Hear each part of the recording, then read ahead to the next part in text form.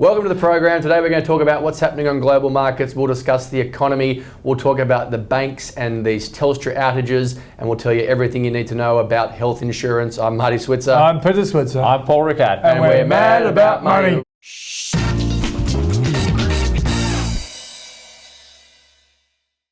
We've only got 2 minutes, and we're going to cover each topic in no more than 2 minutes. First question, Pete, was that intro okay? It was pretty damn good. Excellent. Nice and pumped. Excellent. So your views on what's happening on global financial markets right now, mate. You wrote a great article the other day.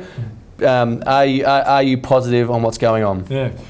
The article you're talking about, I said that Australia was the best economy / country in the world. And I know it sounds a bit jingoistic, but the 10 facts I brought up clearly underline that we're growing faster than most economies of the world. We're at 3%. The Yanks are lucky to get 1%. Our currency's high because our economy is looking better than most people expected. Term deposits wise, we're paying more than any other country of the world basically. So we're paying, people are getting good term deposits. Employment, 300,000 jobs a year. Yeah, we're looking good. But the real story for markets is outside of Australia, and we saw last night Janet Yellen said the right thing to get markets to go up. The US she continues to be dovish, but she's still fighting some more of, I guess, hawkish members of the Fed. Yeah. What's going on there? Yeah, well, there's a battle between is US growing fast enough to support interest rate rises, and there's even doubts that you can trust the GDP figures. In fact, they think the employment figures may well be a better sign of what's going on in the US economy. So we've got employment out this Friday night. Correct. Non-farm payrolls. Yeah, I think people are as much looking at part of the numbers. Look, well, they want to see some wage increase. Isn't that sort of the bit that the doves come back to and say, well, while employment, we're close to full employment in the US, there's no wage increase, therefore it's just people sort of... But that's always the issue. Whenever unemployment goes down, the bears will always say, but there's no wages growth. Yeah. And I think, Paul and Marty, the world's changed. Like a lot of the jobs where you got pay rises, those people are now competing with people in India and China. The internet, there's that business. Disruptors. Yeah, freelancer.com is a classic example, isn't it? Like they're taking businesses that used to operate with people here, like bookkeepers here, and they're doing the bookkeepers in Bangladesh. I think wage rises is going to be a very hard thing to compare now. I just think we'll be in low wage rises. So let's pontificate to the US. So just before the bell goes, it's killed the bell for a sec. I mean, it's up. It's now back in positive territory for 2016. The US markets. I like that. Australia's sort of a long way shy of that. We're down about 7 or 8%. But we did have a tough start to the year, which was behind the 8 ball. We had a tough start to the year, but where does the US go first of all, and what does that mean for our market? Yeah, I think. When it's regarded that the US actually is growing and can tolerate an interest rate rise, you know what's going to happen then? I think our banks will start to do well, because if the US is growing strong enough to support interest rate rises, commodity prices will go up because the global economy will look better. Commodity prices up, no worries for the banks anymore in Australia. Bank share prices go up. And the index, 40% of the index is financials, Paul? So until the banks get loved again, our index is not going to go up. Let's stay on that theme of commodity prices. What's the panel's view on what's happening there at the moment, Paul? This is This is after the bell. This is the economy. Yeah, this is the second bell. Look, this is a loaded shot at the moment. Maybe I'll just go back to interviewing. I'll ask questions, you guys answer them. Commodity with prices. Enthusiasm, there right? you go. There you go. Pump it up. We've got to stick to the bell. Quick question, commodity prices, then we're on to Telstra. Yeah, commodity prices. Look, US dollar looks like it's finding a bit of a peak, and I think that's probably good for commodity prices. They're obviously inversely related to the US dollar. So I think that's a positive. I still think we haven't quite, I still wouldn't call it all over there yet, but I think we're finding bottoms and we're probably going to bounce around, maybe tend a little bit higher in the short term. Yeah. Let's move on to the banks and Telstra. We'll start with the banks. Obviously, on the back of ANZ talking about their provisions for bad debts rising on the back of exposure to resources. Pete, we'll start with you. Are you concerned about what's happening with the banks at the moment? They've had a bad start to the year and there's been some bad news recently. What are your thoughts? Yeah, I hate the fact they've been unnecessarily beaten up. When Combank got over $90, that valuation was probably too high.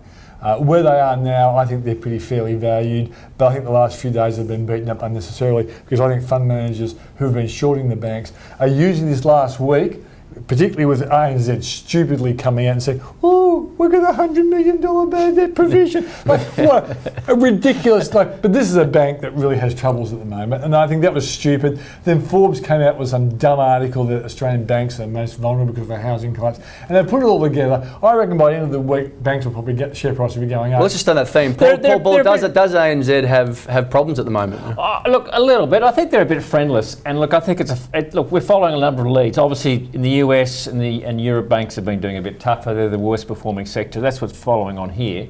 Look, I think the ANZ announcement wasn't much at all. I put it down to a little bit of the new CEO effect, all right? New CEO, you clear the books. It was interesting enough, it's all in the major banks. Now, if you took the line that, there is some problems in the housing market, particularly in Queensland and places like Rockhampton, Bank of Queensland and Suncorp would be under the gun, right? They've got the biggest exposures up there. Nothing much has happened to them. So, look, it's a bit of a beat up, but it's a slightly friendless market. I don't think they're super value just yet, but I don't think I'd be in there selling them either. Okay, let's move on now. Telstra, before the bell rings, we're going to get one bell down pat this show. Okay. We'll go with you, Paul, while you've been talking. Telstra, these outages, should investors be concerned about them? I don't think so. I don't think they're anything. Look, they're a bit more than they've been, but unless there's some underlying problem in Telstra's infrastructure, and you could sort of start to say there's a bit of a pattern, but unless that's really there, Pete, what do you think? I don't think investors should be too concerned. I think the thing is, Telstra has had a really good run. It's built up its customer base. It's probably having capacity issues because it's been doing so well, but I think they'll sort it out. Yeah, I don't think to get too worried about that. I think Telstra is interesting enough. I mean, Telstra held up yesterday. It's like almost... the problem for investors if the banks are under pressure, if your commodity players are under pressure, where do you put your money? I think some of the industrials and the transurbans of this world are getting grossly overpriced. Yeah. Because we're going to go told from our producer if we don't go to the next topic. Moving on, health insurance, final topic, health tip today, a personal finance tip I should say, private health insurance, do you need it? Who's it right for? Paul, this is definitely an area up your alley. What should people know about private health insurance? Well, I think, first of all, the average premium is going up by 5.6%, I think it is. But in many cases, premiums are going up by 10 to 12%. That's an average, and a lot of the funds are people switch if they have a lot more. I think there are 3 or 4 things. That means you'll be paying between 5 to 12% more this year for your private health insurance coverage. And it just keeps on going up year after year. I think there are a lot of things people should do. First of all, the first question is, do you need it, right? Now, there's 2 obvious groups of people who need it. One is those who are paying high tax because of the tax penalty if you don't have it. So it's almost a no-brainer if you're in the 49% tax group. You've got to have it because of the tax. What about the next tax rate down? Well, because it's 1% of income, it really depends on your income level as to what it's worth. So I think that's the first group. And obviously, those with the dependents and those who've got serious problems. So I think there are a lot of other people who could say, well, do I actually need it? Question mark. Secondly, I think it pays to shop around, so have a look at the other providers. Thirdly, do you need things like the ancillary benefits? Do you need, should you have a higher excess? And you can talk to your fund about getting a higher excess. Finally, can you pay 12 months in advance? Most will still give you a 5 or 6% discount for paying 12 months in advance. Interest rates are 1 or 2%. And you do that, don't you? Of course I do. He's one of the most scrupulous money men in the whole world. If they don't give me a discount, I wouldn't pay it in advance. I mean, if there was no difference about paying in advance versus paying it up progressively, I'd pay it progressively, right? That's all we've got time for today. His entire life is discounted. In a very disorganised version of Mad About Money, I'm Marty Switzer. I'm Peter Switzer. I'm Paul Rickard. And we're Mad About Money.